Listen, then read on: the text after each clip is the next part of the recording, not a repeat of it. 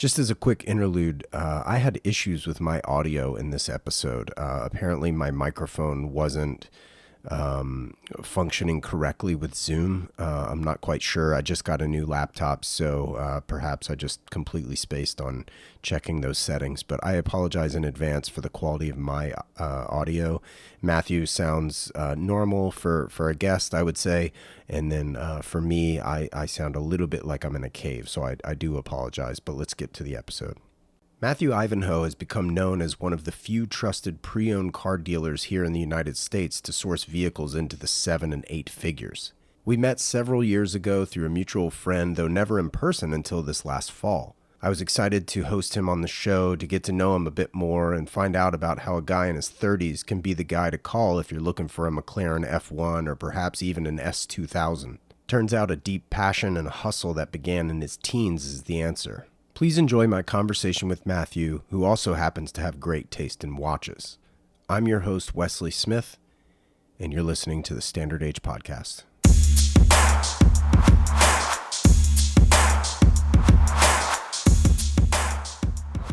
Well, dude, listen, great to see you. Likewise. We touched base, I guess, initially, like God, years ago at this point, and Yeah. though we never met until Rollyfest, which was what, late September last year, I think. Dude, it couldn't have been Rolly Fest. I'm pretty sure, like our first Really? face to face for the first time. I think, unless you can think of another time, because that's the only time I Oh could my think of, gosh. like No, shake hands, high five. if I met me, I wouldn't remember it. Okay, okay. I'm a terrible barometer. Yeah. So, Well, so um, am I usually, but I'm pretty sure that was it. But which we'll get into. yeah. I think cars is probably the larger topic here. Okay. Okay. But you're Because I was going to okay. ask the question, are you going to Miami? Oh no, most people are traveling today for that. Yeah, me too.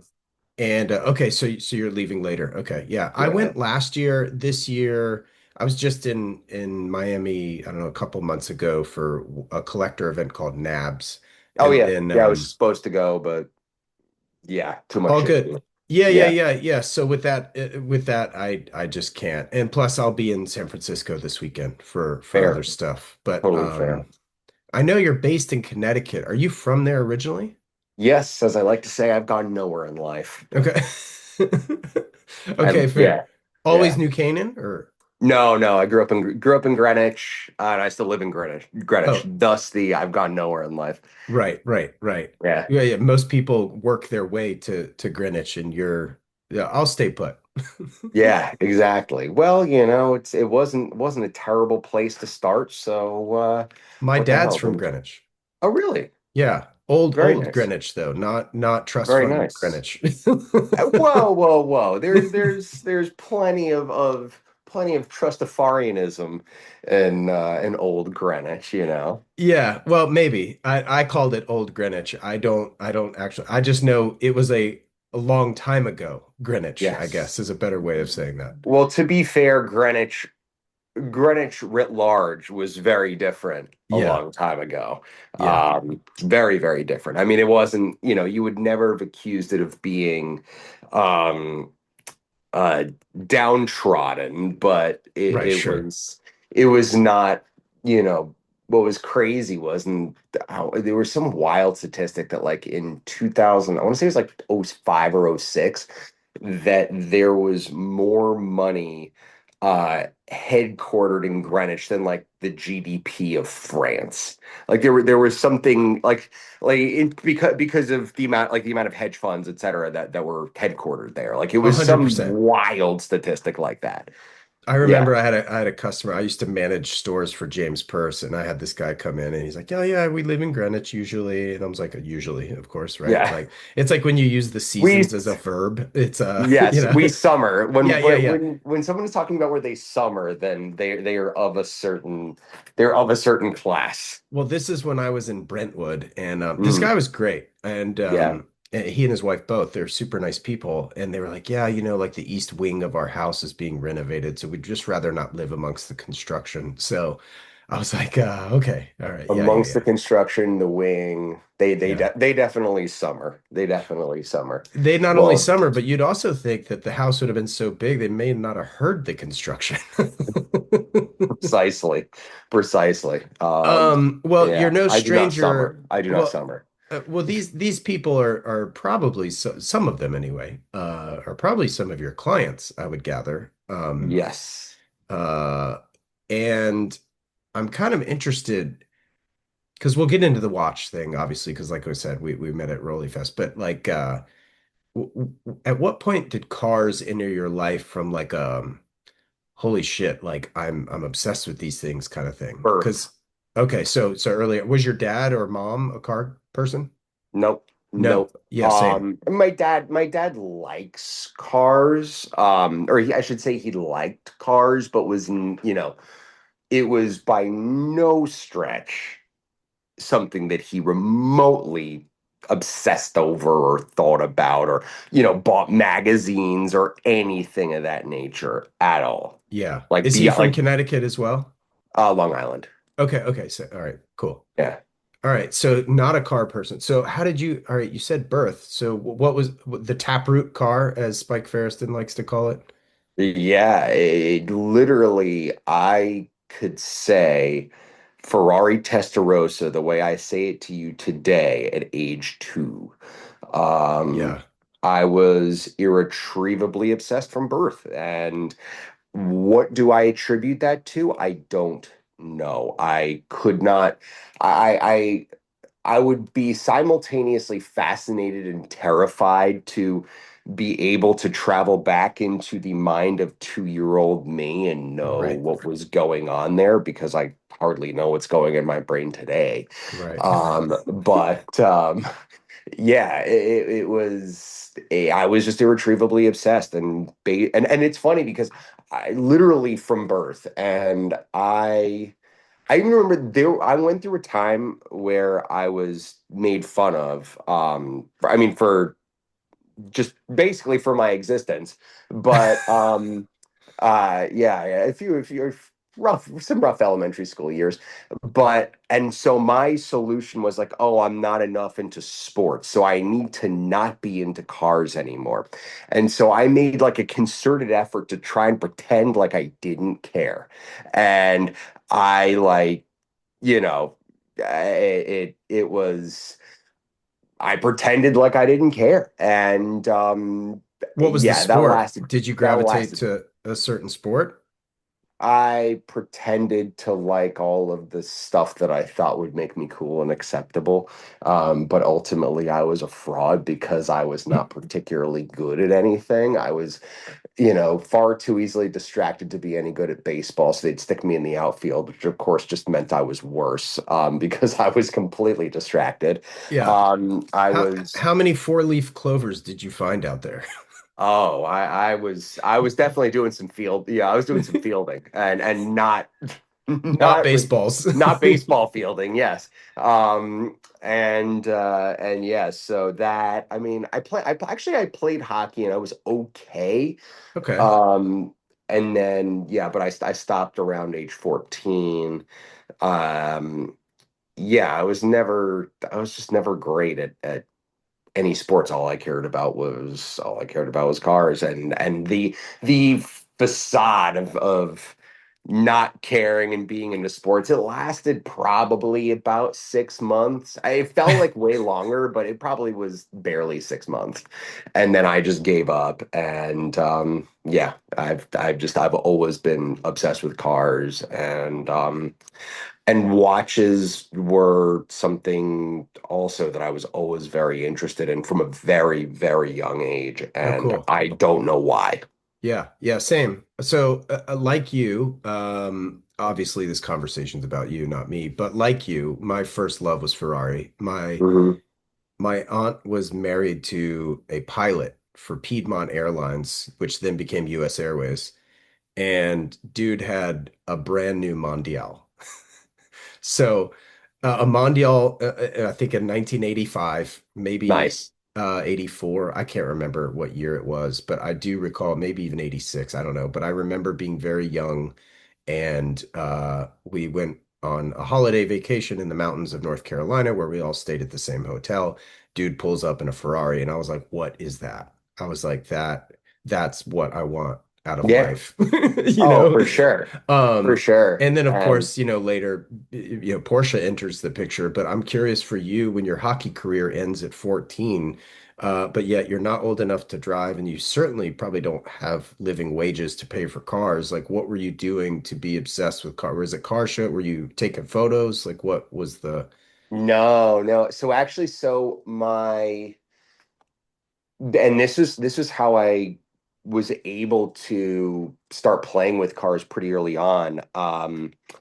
I started a customized computer building business when I was about that age. Wow. I built a pretty wild one for my dad that then a bunch of his friends and clients saw, and they all said, "Oh, hey, we want those too." And What were they being used for?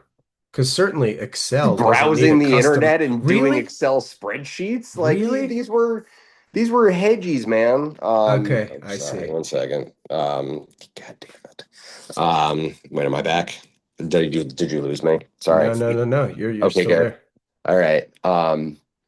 And I'm assuming we're live right now. Oh yeah, Uh, no, this is all going on the pod. all right. Yeah, so I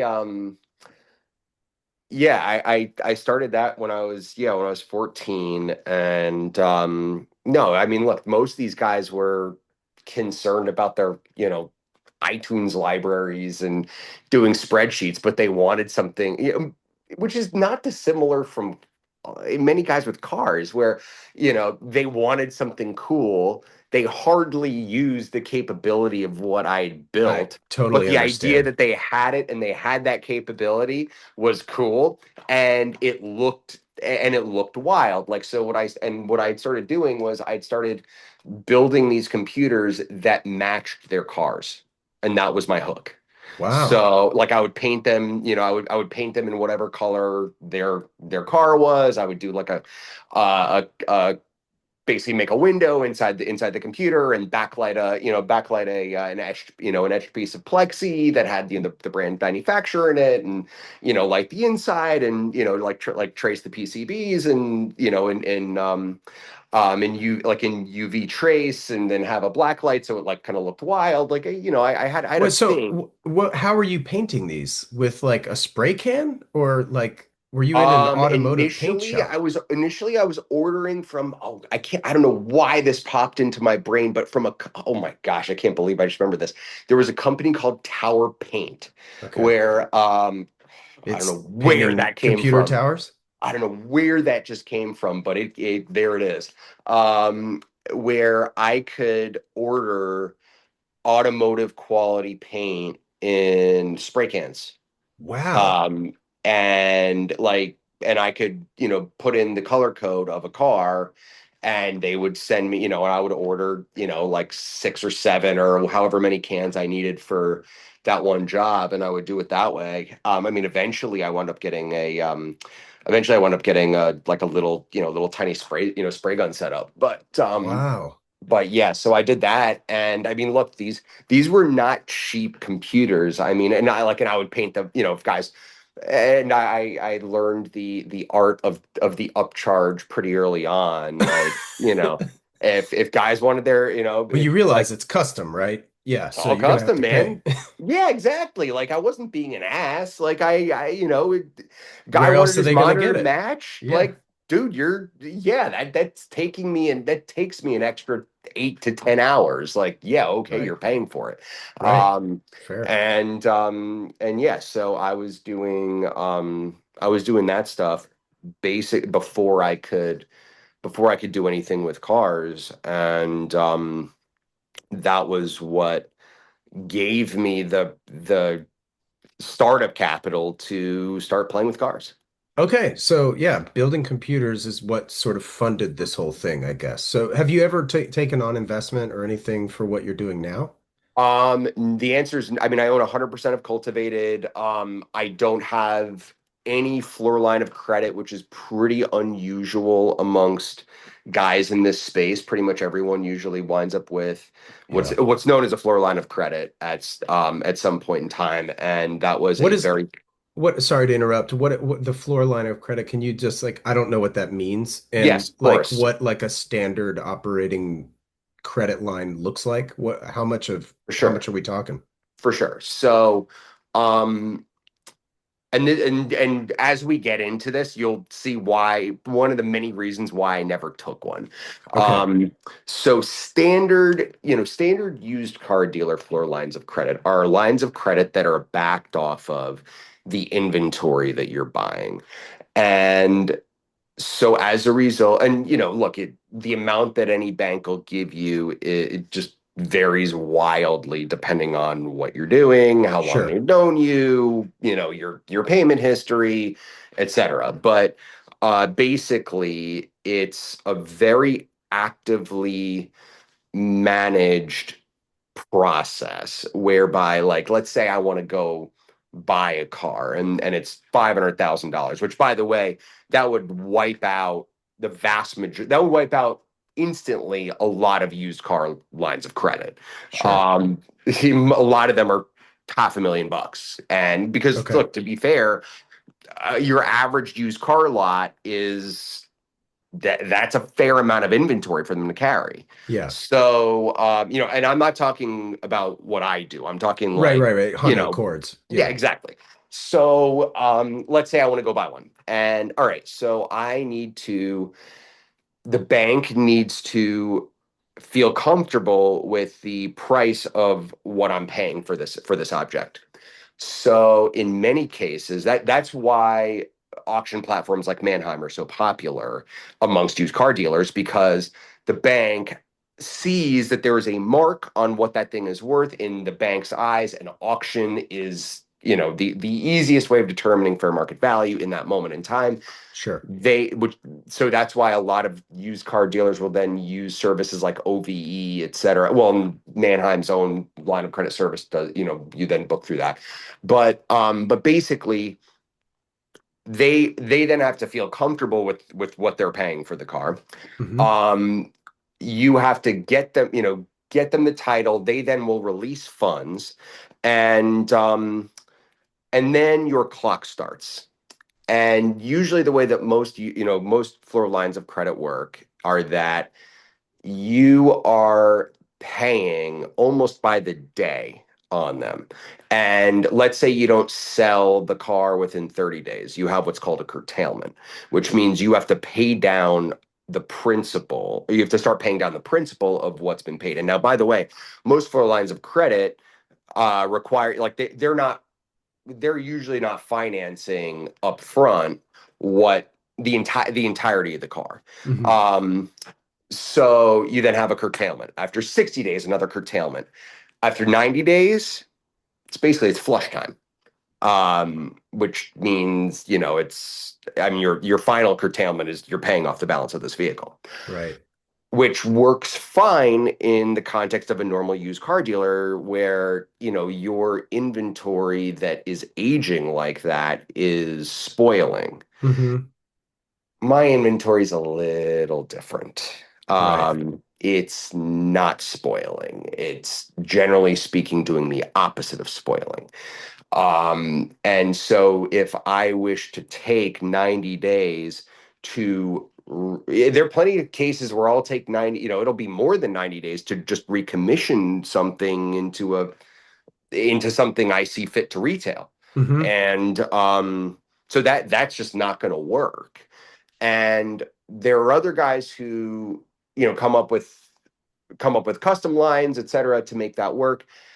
But for me, administering that is a huge pain. I mean, you have random audits and all sorts of other things that I just honestly just have never wanted to deal with. Sure. And plenty of guys are willing to, and they'll say, oh yeah, we'll write you a line of, we'll write you a line of credit. Just put up title to your building. And I say, no, I don't want to put up title to my building. I want to have a line of credit backed off of the things I sell. And like, basically, if I'm paying what you want, then I don't want to hear from you anymore. Right. That's Sure. the way I look at it. Yeah. And most banks don't look at it that way, which, to be fair, if I were a bank, I wouldn't look at it that way either. So I'm not mad at them for that. That's just a me quirk. So Sure. as a result, I've generally always operated without a floor line of credit. I've not generally, I have 100% always operated without a floor line of credit. I am generally I'm backed off of my own cash. There are occasions where if I have to take down something really, really large, I have whether I have a handful of really good clients and other dealers whom I'll partner something with, Okay, so and they'll look at that as like an investment vehicle, no pun for sure. intended. Yeah. Yeah, So absolutely. what's your inventory like typically? Like how many cars do you normally have? Ish. Um, Is it Average is two or is it 20? no 20. Average Okay. is probably about 20. I mean, Okay. but like right now I'm low. And a big part of that is just getting cars. Getting cars, good cars is really, really tough right now. Um, and I also have a fair volume of some pretty stuff I'm so happy to have, but of some pretty heavy inventory as well. So, what I'm lacking in volume, I'm more than making up for in weight. What's your favorite car on hand right now? If you had to pick one, take it home. Black Ferrari Enzo. Oh, the Enzo. Okay, sick.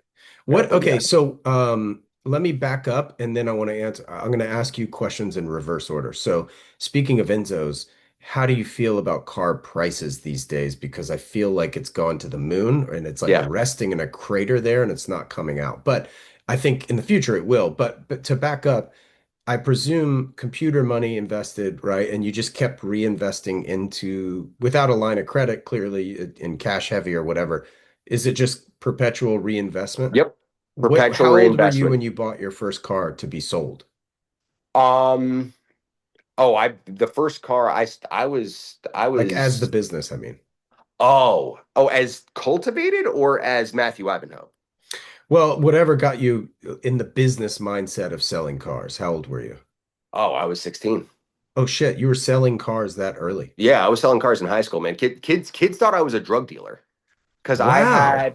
I had But you don't have to also be 18. I guess you don't have to be 18 no to sell stuff, I guess. no I mean I wasn't a registered dealer. Now I Okay, so will, that's my question. of course. Oh, absolutely not. And of course, in hindsight, and I mean, in hindsight, I think in the state of Connecticut, I believe that if you buy and sell more than four vehicles per year, you're supposed to register as a dealer. I believe it's four I cars. think it's 10 in California. I think Yeah, it's 10. either way, I was above that. Um, and you know, but again, I was a high school kid, man, and That's so and crazy. That's I'd great. I'd mostly I picked certain verticals to focus on, and the first vertical I focused on were early BMW M cars, which so Yeah. I'm 38, Okay. and in the moment I was doing this, everyone's got to realize, like right now, saying that I was buying, selling E30 M3s, E24 M6s, E28 M5s, E36 M3s. Now that sounds like impressive and cool, and oh man, But you that had was so much just the money. car on the road at It the was time. they were all used cars at that point, man. They Yeah. were Yeah. all used cars. No, like I don't want to say no one cared. It was a very quirky group of people who really cared about those cars in that moment. Yeah. But I'll paint a picture. I had in 2004, I bought a E30 M3. I forgot what year it was. It's probably an 89. That's fine. But Yeah, yeah, yeah. whatever. Sure. It was salmon silver on red. I bought it from the original owner, proverbial little old lady drove it to church situation. M3. Um, yeah, E30 M3. Yeah, but so it was a one owner, like older woman. It was salmon silver on red. It had like 12,000 miles on it, no modifications, nothing. Just, it always been serviced. Yeah. I bought that car for $17,000. My God. I sold it for $22,000, and I thought I was a genius. Right, right. Which, of course, most people, a lot of people who watch this, are going to be watching this are going to say, "Oh man, if you'd only kept that car till today, like, oh, you Oh, would have so Jesus. much Yeah, money." Like, look, obviously at the peak of that market, which we are off of the peak of that market, yeah, I would have said, okay, so in 2022, that would have easily been a 250 car. Easy. yeah. Um, Sure. And if I bought, and Amazon stock at, thank you. it's a pointless Thank you. conversation. Thank Uh, you. It allowed me to make my next move. yeah, Like, and that's the thing you got to like. And most people don't aren't thinking about with these things. And look, the number one thing with buying a car is making sure that you love it, because right. at the end of the day, and I will tell everyone this, Hmm. these should not be investments. These should be Right. things that you buy because you love them. Because you And love if you, them. yes, but if you're, but like if you sell something to further whatever it may be, whether it be another car, a personal goal, starting a business, kid through college, whatever that may be, that is not a bad choice. Hmm. And looking back at that, and oh man, if I'd only kept the car until X Yeah. happened, is usually, to your point, a completely futile argument.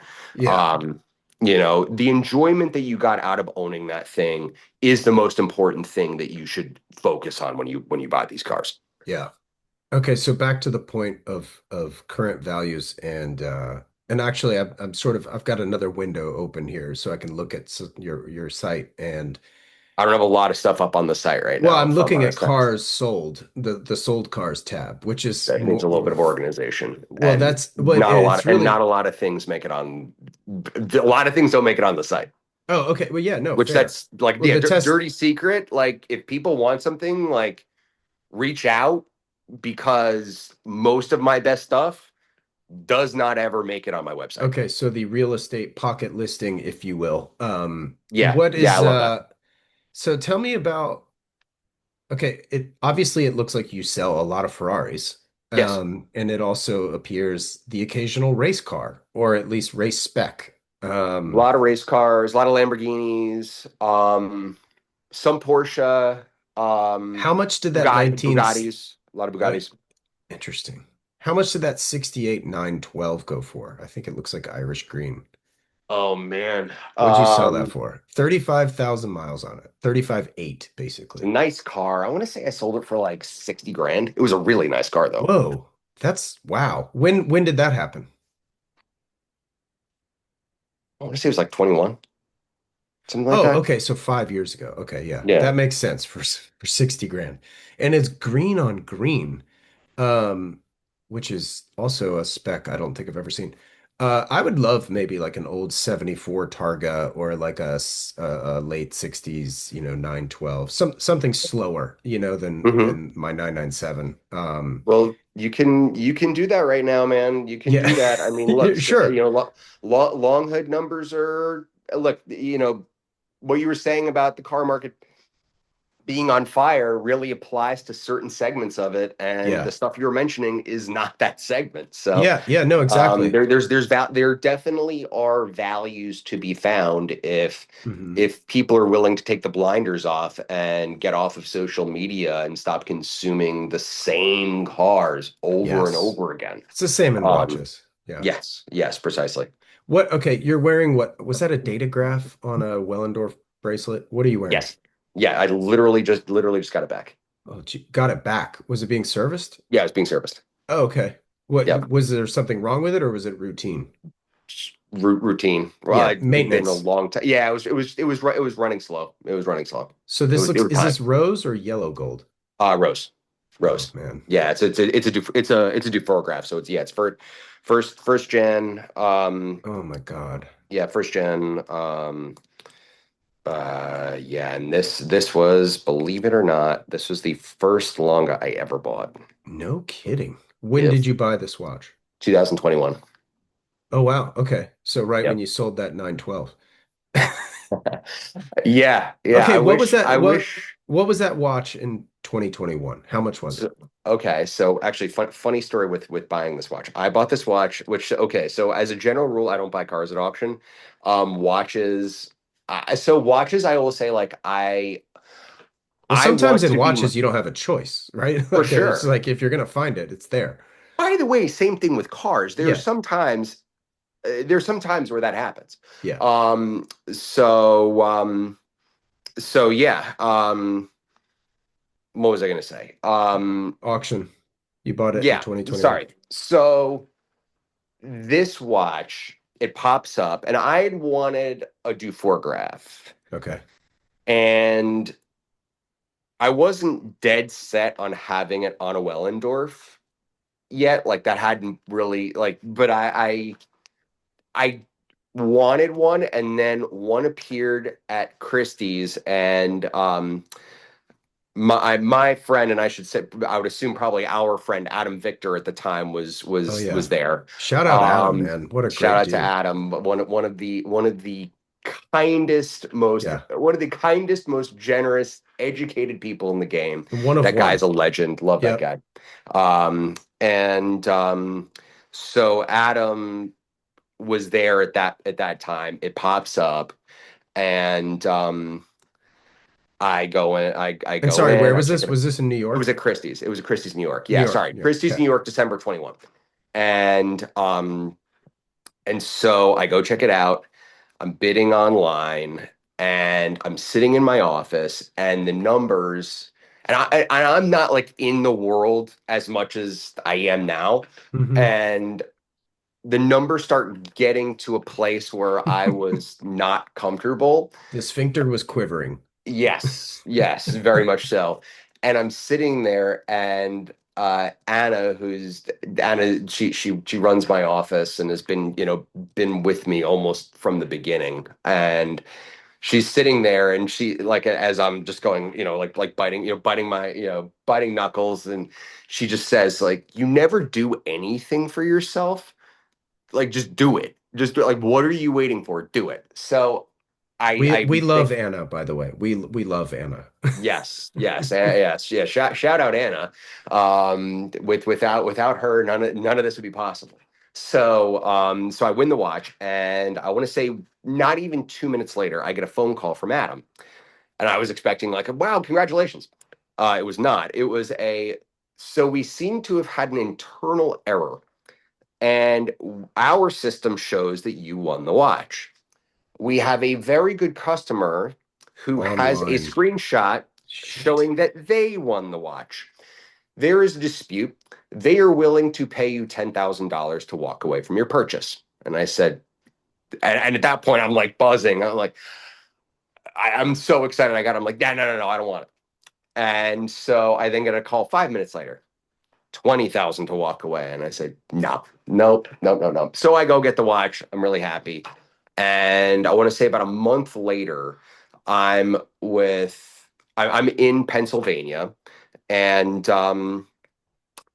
I'm with a friend who I do a lot of business with, and another friend of mine. Actually, you might know Drew Koblitz. So I'm with Drew, and Drew Yep. is yeah, Drew is saying, oh, we should go to Watchbox. And, all right, fine, let's go to Watchbox. So we go over there, and That's 1916 company now. correct. And so we go there. Manjos is there, and I'm wearing the watch. Manjos sees the watch, and he goes, "So you got it?" And Oh, I he said, was the guy. "He was. It was Watchbox who was the bidder who thought they won the watch." So And he what'd you pay for it? Do you mind me asking? it was 135 all in, Okay, I want so to say. he would have paid you 155, I guess, or Well, and what I whatever. found out after the fact was that they had sold multiple Dufour graphs not on bracelet but they retailed them between 170 and 190 in Oh that wow, so moment, you which was stole it. wild. Yeah.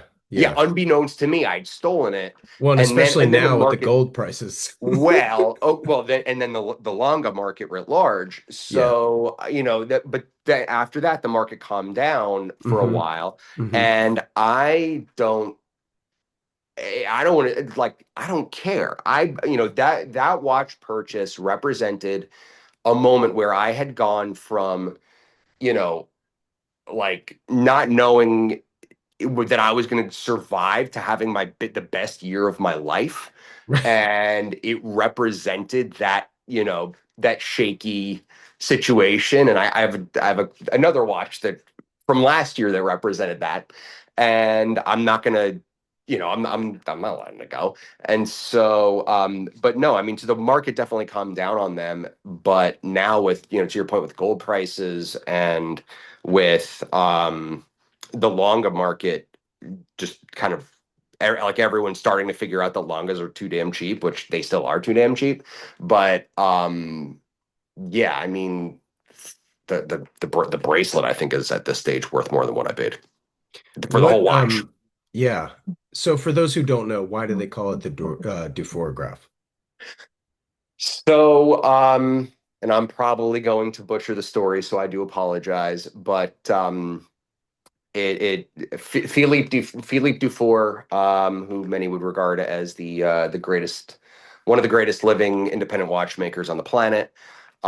When Ben Clymer was interviewing him in 2013 Hmm. and was asked what in your opinion is the finest production watch, Dufour very proudly pulls out his rose gold first generation datograph and says, "This is the finest serially produced chronograph ever made," um, and very proudly owns one. So thus it became nicknamed the Dufour graph. Yeah. Did I get that right? Yeah. Yeah. Okay. All right. Um, that's great.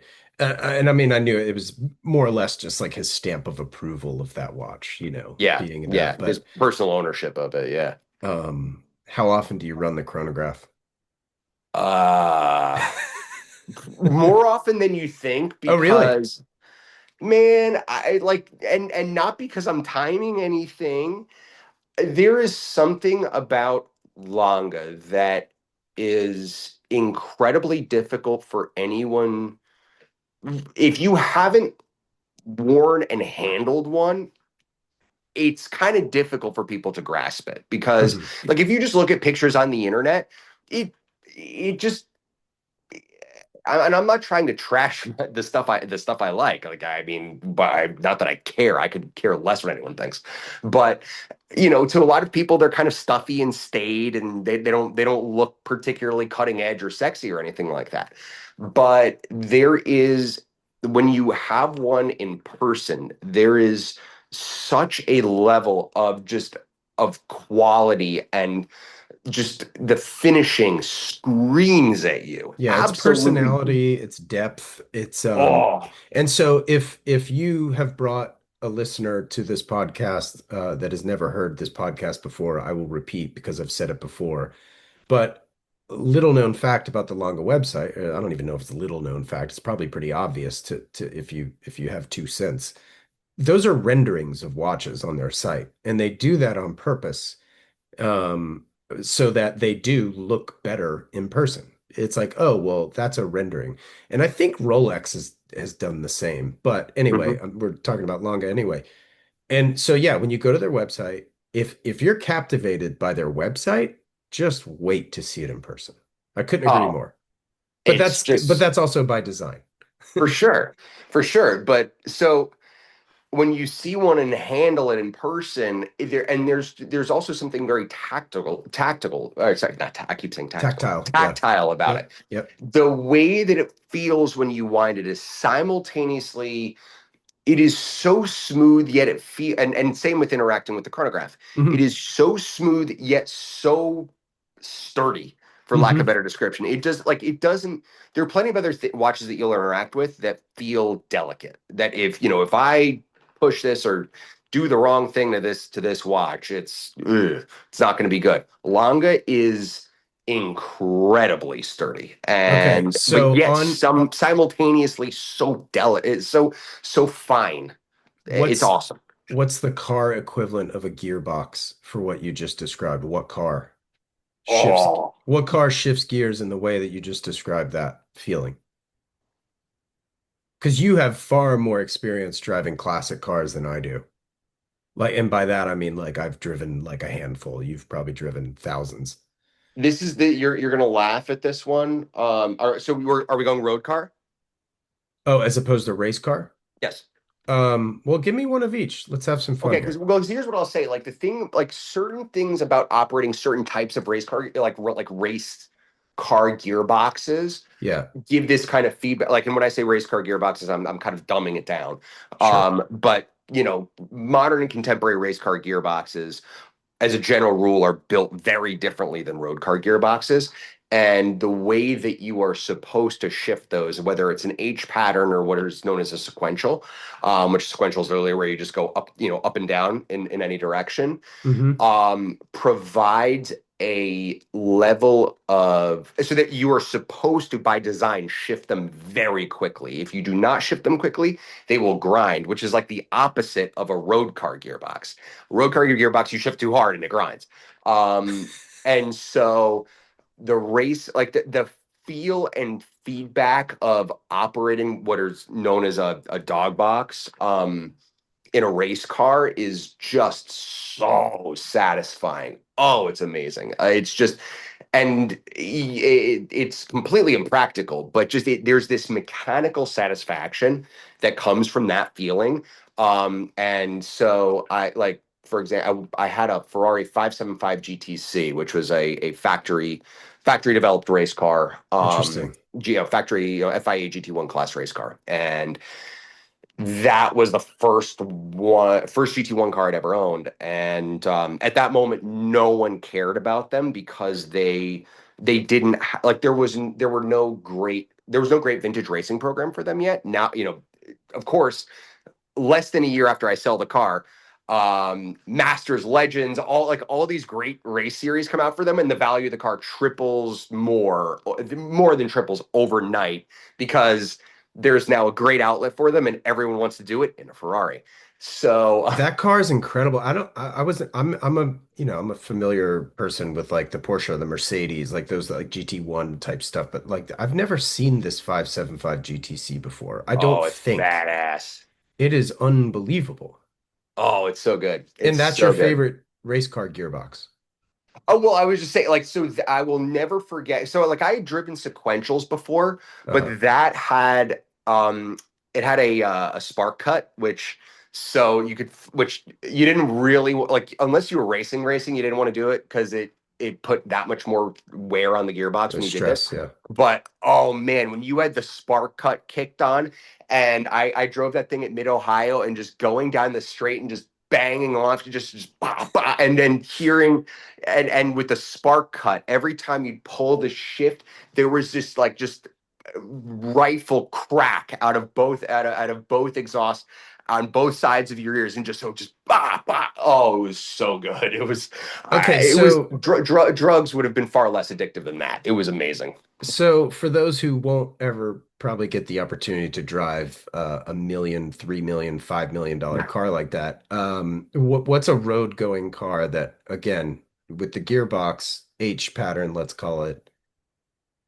What So, okay. what's the Longa gearbox? All right, I'm going to now do something that I like. I'm big on the high low. Okay. Are you going to give me a The Civic? Like what? Yes, yes, I'm giving you Honda. Giving you Honda. Um, a great a DC2 Integra Type R Oh, okay, Integra. is a fantastic. Well, I mean, so I also like the NSX and specifically NSXR, like the NA1 and NA1 NSXR.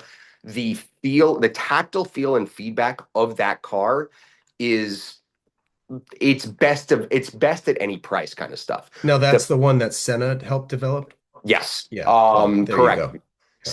Steering feel, and it's non-power steer, that's the best steering is non-power steer. Um, some of the best steering feel regardless of price. I don't care. There are 5, 10 plus million dollar cars that do not have that level of steering feel. Same with the shift feel. The shift feel is so good. It is so positive. It is fantastic. But again, to we're gonna ratchet it back off of NSX. A Well, were you DC2 and heel toeing and penny loafers or like what? so I have loafers, but I You I need the haven't white brought myself to the socks. socks. You The need the socks, white exactly. socks. I Yeah, need the yeah, yeah. socks. Okay. So, but like an S2000, similar situation. Great Like car. the oh man, the gearbox in an S2000, it punches so far above its weight. I can't even begin to tell you. It is a wonderful thing to operate. Honda does a magnificent gearbox, and and you don't need to have crazy amounts of dollars to experience a car that is tactile perfection. And that Honda 90s and early 2000s Honda does a damn good job of that. Well, as a dovetail into that point, Doug DeMuro just did a video on what three cars he would buy as his $100,000 garage, Mm. and you have to buy three cars for $100,000, not $100,000 a piece. Yeah, of course, of And course. so the I think I saw that bit. S2000, yeah, the S2000 was his call out as like the Porsche levels of fun. And the S2000, as I recall, was like such a tuner car. Like a lot of guys would autocross that car, right? Yeah. Yeah. From that perspective, yeah. It was, Yeah. I mean, getting, like the guys who were going for big power or whatever, no, Yeah, yeah, it yeah, was, yeah, I yeah, mean, yeah. like there were plenty of guys who tried and did it, but like they Sure. they, they broke a lot. Blew up the engine. Yeah. Yeah, they just broke a lot. But yeah, no, they're pretty they're very well built, very balanced, very yeah, again, like if you have $25,000 to spend on a sports car, Hmm. that is a one, and you don't need to spend $25,000 on an S2000. Just 25,000 buys you a nice one. Yeah. Like it buys you a nice AP1. That is a wonderful, wonderful way to have a proper sports car experience. In the same way that I'd say, like, if you have $100,000 and you only can have one car, an NSX is about as perfect a way to have that experience as possible. Obviously Wh- not an R, but regular NSX, killer thing. What car was the hardest to find for your client? And you know what I mean? Like if somebody comes to you and says, I want this car, and it was just a task to find one and get it for that person. Have you ever had that situation where you're just like, my God, like I just can't get a hold of one of these things? Of Because you deal course. with like some rare shit. Oh, well, I mean, well, okay, so I want to separate something out, which Sure. is I feel that it's important for me to separate out things where, and this is going to sound preposterous to most people, but there are certain cars where it is not a question of finding them. It is a question of Whether it's for a sale. battle. It's a battle of wills. It's a Yeah. question of who values their money less, See. the Yeah. buyer or the seller, Yeah. because that's usually what it boils down to, who values their money less. Like I'm rather That's a really privileged, funny way to put it. Oh my God, that's hilarious.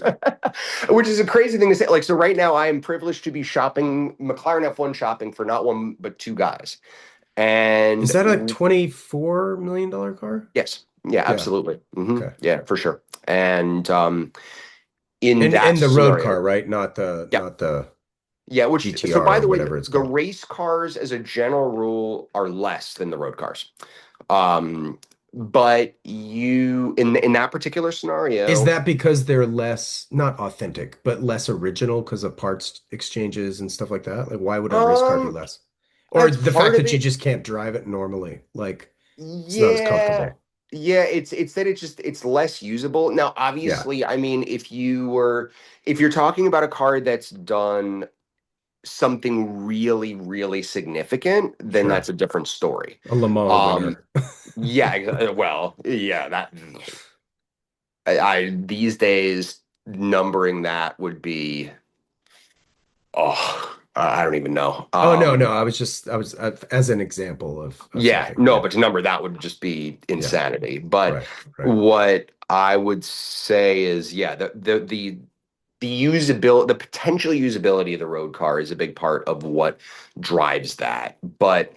Um, but yeah, I mean, in those scenarios, it's really a battle of wills. Like, one guy, so one of those guys only wants a color car, which that makes things more complicated. That's what was my And a next born question. color has to Yeah. be a born color, can't be painted because there are a bunch of those cars that have been color changed.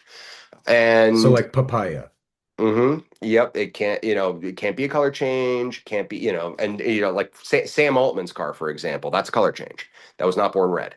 So the there's a battle of wills there. It's like, all right, well, one guy wants the car and he's willing to pay up to X, and the other guy doesn't care about X. And that's your battle is you're trying to work that out. And in many cases, that's usually where you wind up. And the failure in acquisition there is just usually when you have a guy who just is completely tapped out. And of course, everyone says, well, if they have $25 million and they have 30. Well, it's look, it's the answer is of course they do, but people have principles. I don't care how much money you have. Yeah. Yeah. Yeah. Yeah. You don't get And rich by spending money. yeah, well, and people at this at these levels, part of the thing that gives people confidence to spend those amounts of money on a car, or Yeah. that amount of money on a car, is that there is market visibility, that there is transparency. I mean, look, I say McLaren F1, you knew almost immediately what just a good honest car is going to go for. Yeah. How do you know that? It's not because, I mean, look, you're obviously far more of an insider than your average guy, but like if you have access to the internet, you can see that the last one sold for a hair over 25. That was an interesting car, born a color. It went back later, became, got an HDK, color changed, Lewis Hamilton signature, Schumacher signature removed, which Really? questionable. Oh yeah. Yeah, so that car actually has a fascinating history. It was born yellow, What's a HDK, by the way? high downforce kit. Oh, Sorry, I got apologize. I'm it. speaking No, no, lingo. no, that's fine. Fine. So no, I know for people watching, I know I need to pull the lingo back. Well, So I I'm apologize. I'm dumb. I'm not stupid, but No, I need educating. no, no, no, no, no. You're good, man. So yeah, so that car was born yellow, signed by Schumacher, delivered to Brunei. It was pulled out of Brunei in 2006. Hmm. It was sold to a collector that lives 30 minutes from me and has owned multiple McLaren F1s. So this is when Schumacher was racing for McLaren. Is this post Ferrari then? Schumacher, no. So, well, Schumacher, Because he was yeah, he was, Mercedes after, yeah, yeah. which I So, think was yeah, he McLaren. was, yeah, no, he never, no, he never, I don't think he ever ran a McLaren. Did he ever run a No, I think it McLaren? was just No, he never ran a Mercedes, McLaren. and He never ran a McLaren. I think Mercedes McLaren was It the was F1 done. team. No? I thought it was done at that point. I'm Oh, maybe. I admittedly, don't know. I can't I'm not a remember. big This is F1 guy. 20 years ago. I'm not a lot of people are shocked to hear this. I'm not a big F1 guy. Oh, that's Um, funny. sports car racing, rally, love it. F1, I respect it, but to me, it was always too far removed from what I love about cars Oh, for okay. it to have really lodged in my brain. Well, I grew up in Um, North Carolina, so it was all NASCAR, and I was like, I like F1 where the cars can actually take a right turn. So, Yes, fair, fair. But so yeah, so Schumacher had signed the car, it was delivered new to Brunei, came out in '06. A very, very prolific local collector to me bought the car. He's, owned multiple McLaren F1s, and that's, I mean, Testarossas, D-type Jags, XKSSs. I mean, sick. Yeah, Cobra Daytona coupes, like guy's a legend and was doing it before anyone cared. sure. And so he got the car, sold it to another local New York guy who then sent the car. back to McLaren, who repainted the car white, um, added the high downforce kit, and Lewis Hamilton had signed on to McLaren recently, so they removed Schumacher's signature and put on Lewis Hamilton's, which this may be in a very unpopular opinion. I don't think that Lewis Hamilton's signature being on that car adds any value at all. It, Interesting. Now, in what my part of humble the opinion, are it we doesn't. It talking does. like a Shelby signature on the dash, or are we talking like on the engine? I Do you believe remember? it's in the cabin. I believe it's in the cabin. Okay, okay. So Just curious. that, in my opinion, it doesn't add a ton of value because it's not like he signed something that he was racing at the moment, you know, Right, right, right. like if he had his rookie season gloves or helmet or something, yeah, of course, suit, whatever, steering wheel. Obviously, that's a huge, huge, huge thing. But like Yeah. he signed a car. I don't think that materially impacts it. Like a McLaren F1 owner isn't going to look at that and go, "Oh my gosh, I'm willing to pay so much more money because Hamilton signed Well, it." and if you're not a Hamilton fan, it really means nothing, you For know? sure. Well, and by the way, if you really want to be a baller, then you can go chase Lewis Hamilton's McLaren F1, which he bought. He bought Herb Chambers' old car because that was chassis 44. So, Oh, interesting. yes. So Did you but no, sell Sam his? no, no, I Oh, did not. okay. No, I did not. So, no, I inspected that car for a client prior to Sam purchasing that car in very I inspected that car in very late 2021.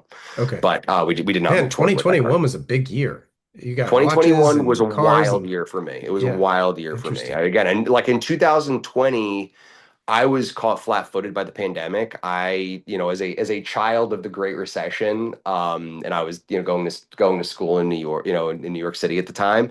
Like I had flashbacks of that, and I immediately went into lockdown mode. I'll never forget looking at my bank account and seeing like, okay, this is how long I can last if I do not sell a single other car, and I don't cut any employees and I don't do anything, and I just literally burn. And Wow. that was 1 year, which, by the way, I was very privileged that to be able to say it was 1 year, because the vast majority of people wouldn't have been able to say that. But I just went into straight up lockdown mode, and I mean, I brokered a thing or two here or there, but there were so many guys who just started printing money in the early days, and I was thinking, all right, well, in the first 90 days, we aren't going to see anything really bad happening because banks don't go into repo mode for 90 days. So I need to at least wait 90 days for this thing to see what's going to happen here. Hmm. And I was still really, really tepid. It wasn't, I didn't really ramp back up again. Pandemic began in March. I didn't really start ramping back up again until like August. And Right. at that point, I'd already missed a huge boat. And so that was a huge mistake. And I mean, 2020 it was fine in the end, but there were plenty of guys who were going gangbusters in 2020. I was not one of those guys. In 2021, that's when things really started to change. Yeah, totally. What Yeah. you said you went to school in New York. Was it NYU? Where were you? hmm What'd Yep. you Went to study? NYU. Uh, so I I had almost an transferred there. Oh, okay. Nice, nice. I studied sociology. Oh, okay. Interesting. Yeah. Totally using that every day, I'm sure. In a weird way, I actually I kind of think you, I am. think you, I actually, as it was coming out of my mouth, I was like, I'm actually, the sarcasm could be removed. Yeah, no, I actually kind of do. It's Yeah, yeah, it's yeah. very, very strange. But no, I frequently say, like plenty of guys will ask me, what do I need to do to get into this business? Do I, and I'll say we're gonna You set got to build aside. custom computers, clearly. Like, Yeah, I'm gonna say, do you other have than just, tower paint on you? Because oh that's the man, I need ticket. to. By the way, I need to go see if Tower Paint even still I exists. kind of Like want to that's, know. I kind yeah, of me want to know. too, me too. Let me Google Um, it. but yeah, no, I mean, I frequently say, especially to kids who come through the doors who are, looking to do this thing, and I say to them, I'm like, honestly, go get a psych degree, because Interesting. I am. The these psychology of days, it is huge for you. well, it's not even just the psychology for a not small number of my good clients. Hmm. I am much more of a therapist than I Yeah. am a car dealer. Oh, I'm totally. not a car dealer. I'm a therapist. I remember being that way, like selling high-end handbags at Gucci. Like, Yep. just having oh, well, this is, you could use it in multiple purposes and blah, blah, blah. You could dress it up, you could dress it down, like it's all a part of the sales process. But like, um, Oh, I'm yeah, dealing with like family oh, problems and sure. Oh, work yeah, problems and like how to manage these things, divorces, I have to help. either as a byproduct of the purchase or in lieu of. Oh yeah, no, I have to help with all of that type of stuff. But yeah, the amount of guys where it's like, they'll call me just to see what's up, and they'll call me and say, "Hey, what's going on?" And I know what that means. They're they're they're they're bored or something's going on in their minds, and that's cool. That's honestly one of the fun parts of my job is look, as I like to say, I'm not curing cancer. I Sure. don't, or it's selling investment grade classic and exotic cars is about the furthest thing from curing cancer that you can get. Yeah. But it comes with a byproduct, which is, well, really, I often say that cars are the glue that bind us, and Mm. being able to being able to materially improve people's lives or give them, help give them direction, accent life achievements, see them through hard times, all that stuff, guide them through choppy waters. That's where really a lot of emotional gratification comes from. I mean, look, at a certain point, and this is going to sound, plenty of people say, "Oh, it's easy for you to say this because, you're established." Like, but You're I don't selling the want to. things, you're not owning them. Well, yeah, well, it's like, look, I don't want to say that money doesn't matter. Money matters, but like Sure. when I think back on proud moments in my career, it's not like, oh, I'm so proud because I made X percentage on this car Right. because I made that right call in that moment. That's Oh, you really made not. somebody else happy.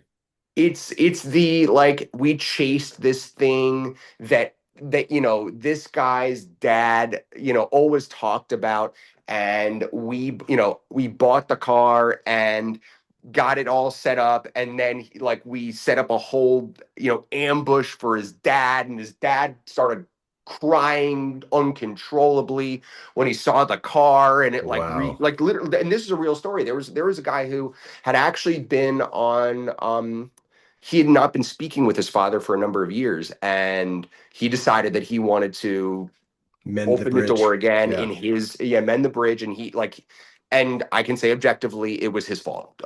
He was the reason. It was his he created It the was his rift. bridge to It mend. was his bridge that needed He mend. he Yeah, it burnt it was his himself. responsibility Yeah. to mend. And so he mended it in a way that only he could mend it, which was something big and extravagant. And so he did. And the tears that I was there for the reveal. I coordinated the whole reveal. And the tears, I'm sure, were in a no small way, I'm sure 90% of those tears were that, a realization that this was the reopening of the most important relationship that his father, or one of two or three, I forgot how many siblings he had. I think it was three. Most important relationships that he had, the reopening of that. That was the most important thing. But just being able to help be a catalyst for that Hmm. is what stands out. I couldn't tell you how much money I made on that car. I really couldn't. I have no recollection. But I Wow. can play back that moment in my head, with 4K clarity. I can play that moment back in my head. Oh, That that's whole process I amazing. can play back in my head. And that's what really stands out to you in the long run. And that's, I think, ultimately what makes anyone successful in this business is that, if not to say that you're not, that guys can't be driven by profit. You have to be, ultimately. Yeah. But I think the thing that gives you real staying power is an inherent understanding that these are emotional things. No one needs these things. These are emotional things. And if you are emotionally connected and you appeal to people's sensibilities emotionally, because and we're taking this a step beyond the basic, basics of business of, be honest, do right, deliver a quality product. Those are all baselines, and that applies to anything. But there's an inherent emotion that is tied in with all of these things, and that's what really drives it. And I think if you look at all the people, which there aren't that many guys in this business, but if you look at the people who really are in this world and have staying power, they all have strong emotional connections to to the cars they're selling and to the clients they're selling to. Yeah. Well, dude, thanks for coming on the show. Thanks for having me. This was awesome to catch up and learn a little bit more about the backstory because some of my favorite episodes are actually about the people I know nothing about, which I knew something about you clearly. I have you in my phone, like I've got your number, so it's For it's sure. it's not nothing. But real quick side note, how far are you from the Philip Johnson Glass House? Uh, 8 minutes. Dude, I gotta come see you because that's a house I want to tour this summer. Oh, Um, let me know, man. Let me yeah, know. We'll go play with some cars and it's either going to be this summer or it's going to be in the fall. I might wait till fall just for the leaves, for Mhm. photography reasons, but Fair, that's a worst case scenario. So fair. this summer or fall, would love to play with some cars. That Let me sounds like an know. epic day. Let me know. That's really ultimately what this is all about, is having a great time, and you know having a great time and playing with these things. That's what this is all about. So for sure, Love just let it. me know. Love it, buddy. Thank you so Awesome. much for your time. Thanks for having me, man. We'll talk soon.